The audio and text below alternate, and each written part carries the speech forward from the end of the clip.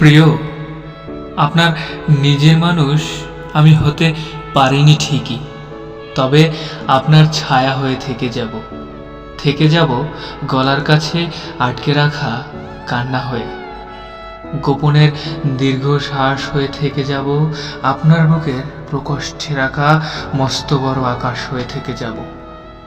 বলেছিলেন একদিন কোনো এক হিমপড়া সন্ধ্যায় চা খাওয়া হবে একসাথে, আপনার ওই না খাওয়া এক কাপ চা হয়ে থেকে যাব।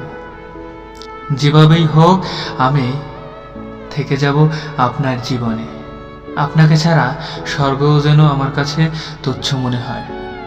অভিমানের চাদর দিয়ে ভালোবাসাকে শীতের কুয়াশার মতো আড়াল করেছি।